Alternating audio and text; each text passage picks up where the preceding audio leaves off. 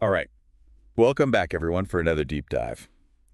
Today we're looking at some speculation about Mm. possible Donald Trump's second term, and Yeah. specifically, if he wins a second term, Hmm. where might his first overseas trip be? Interesting.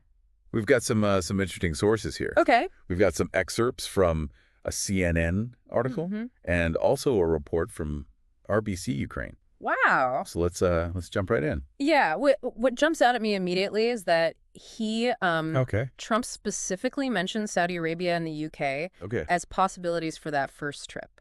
Interesting. And it almost feels like, we're peeking behind the curtain a little bit at Yeah. his potential foreign policy priorities if he were to win a second term. Yeah. And it's interesting, right? It's a mix of, those strategic alliances, but also, Yeah. those big economic deals that he's known for. Oh, yeah. He definitely has a fondness for those Yeah. Saudi deals. CNN actually quoted him as saying, Or like, if that offer were right, I'd do that again. And No. he was, of course, referring back to 2017, okay. that massive $450 billion purchase Yeah. of U.S. goods, Yeah, mostly military equipment. exactly. And you mentioned that visit to Riyadh Mm-hmm. back in 2017. That was actually his very first trip abroad Wow. as president. I'd forgotten about that.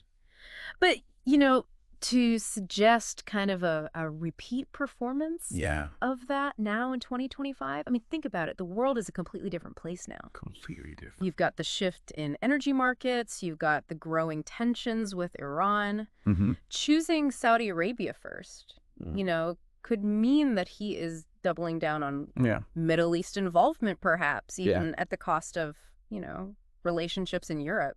It's interesting, though, that he did mention the UK. Right. Is that just like a courtesy to like a traditional ally? Yeah. Or could there be something more to it? Well, it is intriguing, isn't it? Yeah. Especially when you consider the impact of Brexit.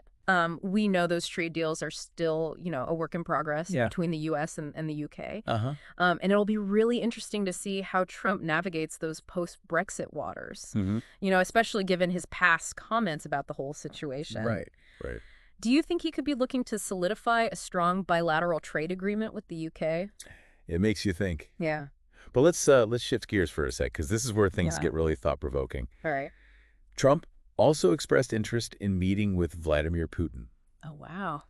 This was apparently, he mentioned this at the World Economic Forum in Davos Okay. on January 23rd, Got it. according to RBC Ukraine. Mm-hmm. And his stated goal for this meeting Yeah. was to end the war in Ukraine. Now, that's a bold statement. It is. It raises so many questions. Absolutely. Like, what leverage does Trump think he has in this situation? Yeah. What kind of concessions, if any, would he even be willing to make?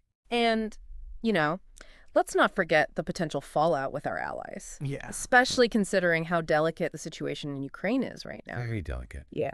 It almost seems like we're seeing these two potential foreign policy paths Okay. laid out.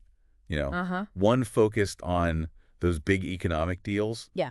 particularly in the Middle East, Mm-hmm. and the other focused on this like direct negotiation Yeah. with a major adversary like Putin. Yeah, precisely. And those paths aren't mutually exclusive. Yeah. But they do represent very different approaches Wow. to global leadership, Yeah. Right. It feels like we're getting a glimpse of how Trump might operate in a Mhm. second term. Yeah. Less emphasis on multilateralism Hmm. and more on, kind of striking those deals, even if it means going solo or engaging directly with figures like Putin.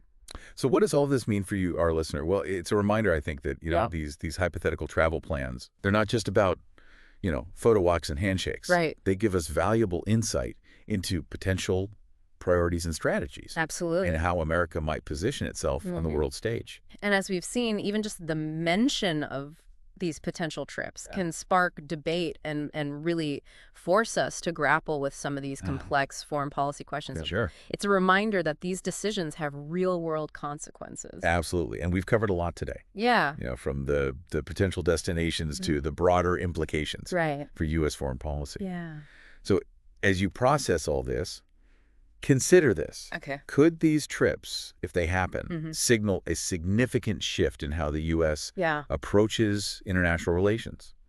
A return to a more transactional Right. bilateral approach. Interesting. We'll leave you with that thought. Thanks for joining us on this deep dive. Until next time.